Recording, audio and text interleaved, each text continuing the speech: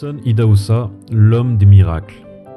Lorsque j'étais jeune chrétien, un jour, j'entendis mon pasteur dire au cours d'un service matinal que les chrétiens pouvaient ressusciter les morts au nom du Seigneur Jésus-Christ. Je crus de tout mon cœur, et sur mon vélo à cette époque, je traversais la ville du Bénin à la recherche d'un mort pour le ressusciter. Après environ 5 heures de recherche, je trouvai un complexe où une petite fille était morte quelques heures auparavant. Le cadavre avait été nettoyé et préparé pour l'enterrement. Je marchais hardiment jusqu'au père de l'enfant qui avait perdu la vie. « Le Dieu que je sers peut ramener votre bébé à la vie, lui dis-je. Me permettez-vous de prier pour l'enfant et de le ramener à la vie ?» L'homme fut surpris, mais il accepta. Avec beaucoup d'enthousiasme, j'entrai dans la chambre et je montai sur le lit où se trouvait l'enfant. Elle était froide, sans vie. Alors, avec une foi forte dans le Seigneur, j'appelai le Seigneur à redonner vie à cet enfant. Je me tournai vers le cadavre et je l'appelai par son nom. « Lève-toi au nom du Seigneur Jésus-Christ !» Et gloire à Dieu, le cadavre éternuait lourdement. L'enfant était revenu à la vie, témoigna Benson Idahosa. Ce fut son premier miracle de résurrection. Benson Idahosa est né en 1938 à Benin City, une ville nigériane considérée comme centre initiatique de tous les grands chefs traditionnels de l'Afrique de l'Ouest. Fils de John et Sarah Idahosa, Benson Idahosa connut une enfance miraculeuse. Mourant, après une énième crise épileptique, son père ordonna à sa mère, Sarah, de jeter Benson dans une poubelle.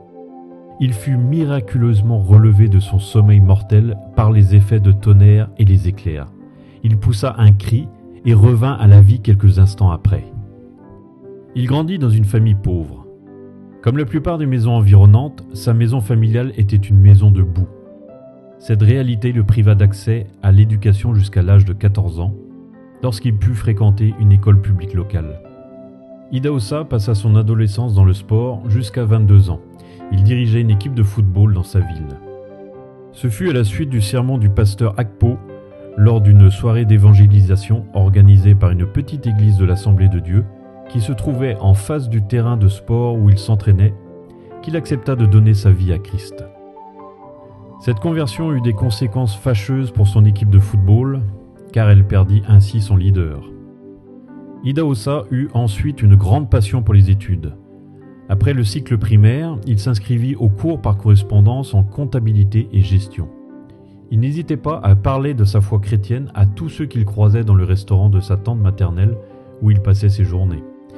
Son envie de travailler pour assister sa famille était grande, mais sa passion pour Christ passait avant toute chose.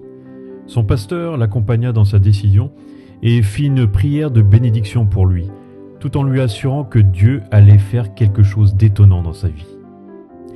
Idahosa eut son premier emploi comme magasinier dans une fabrique de chaussures.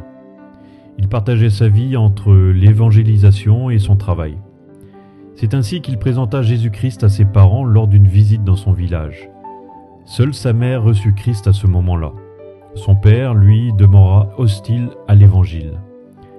Pendant les week-ends, il se rendait dans un autre pays frontalier, le Bénin, pour diriger des réunions d'évangélisation. Dans chaque village, il demandait la permission des dignitaires et des chefs pour prêcher l'évangile. Il priait pour les malades qui étaient guéris instantanément. Lors d'une occasion de prière personnelle, Idahosa eut une vision du Seigneur qui changea par la suite le cours de sa vie. Il considérait cet événement comme une visitation divine. Plus tard, lors d'une deuxième visitation divine, Idahosa fut transporté hors de son corps. Bien qu'il n'ait pas vu le visage du Seigneur, il pouvait bien ressentir sa présence. Il eut ainsi une vision claire de son ministère.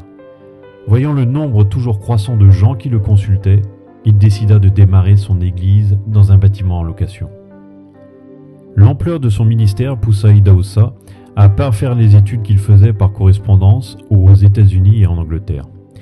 Il obtint une bourse d'études pour une formation biblique aux États-Unis avec Christ for the Nation. Idahosa opérait dans la foi et il avait une foi robuste. Il croyait et faisait confiance à Dieu avec une foi enfantine. Il dit un jour que vivre une vie quotidienne de foi absolue en Dieu est le seul secret pour un grand succès.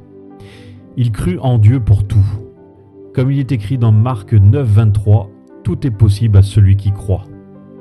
Il passait du temps de qualité dans la prière et dans l'étude de la parole de Dieu. Idahosa passait également du temps à étudier les œuvres et les vies des personnes qui avaient réussi, tant dans le ministère de l'Évangile que dans d'autres domaines. Il appliquait leurs principes à sa vie et à son ministère. Idahosa était très humble et plein de sagesse divine. Il avait des liens étroits avec des ministres internationaux de l'Évangile, comme Billy Graham, Tommy Lee Osborne, Kenneth Hagin, Benny Hinn, Reinhard Bonnke, entre autres. Il fit presque le tour du monde avec l'Évangile, prêchant dans 145 pays.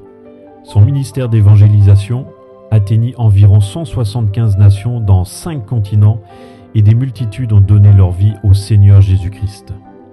Ainsi, Idahosa amena plusieurs millions d'Africains et de personnes d'autres nationalités à la découverte de l'union personnelle avec Dieu. En 1971, il établit des églises dans tout le Nigeria et le Ghana. Connu pour sa prédication basée sur l'audace, la puissance et la prospérité, ainsi qu'une grande foi sur le surnaturel, il fut l'instrument de la forte vague de réveil dans le christianisme et marqua les conversions de l'animisme qui eut lieu entre les années 1970 et 1990 au Nigeria. Il fut considéré par les chrétiens comme le père du pentecôtisme au Nigeria et fut le président fondateur de la Pentecostal Fellowship of Nigeria. Sa tâche principale étant l'évangélisation, il lança Idahosa World Outreach Television Ministry, une émission qui atteignit potentiellement une audience de 50 millions de personnes. Dieu l'utilisait pour accomplir de nombreux miracles, y compris la guérison des aveugles et la résurrection de 28 personnes d'entre les morts à différents moments de son ministère. Il était connu pour ses nombreuses citations notables, notamment « Mon Dieu n'est pas un Dieu pauvre ». Votre attitude détermine votre altitude. Il est plus risqué de ne prendre de risques. Je suis impossible. Si votre foi dit oui, Dieu ne peut pas dire non. Benson fut ordonné archevêque à l'âge de 42 ans. Il ordonna lui-même 6 évêques qui dirigeaient pas moins de 100 branches de l'Église. Ces dernières comprennent le Médiplex de la foi, l'Institut biblique de toutes les nations pour Christ, le groupe d'école de la parole de foi et l'université Benson Idahosa, qui est actuellement sous la direction de son fils, le révérend Feb Idahosa.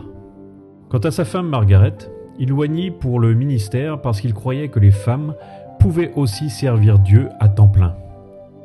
Au cours de sa vie, Benson Idahosa fut à la fois un père, un mari, un leader, un apôtre, un prophète, un pasteur, un enseignant, un évangéliste, un messager oint et un ambassadeur du royaume de Dieu. Le Seigneur le rappela auprès de lui en février 1998.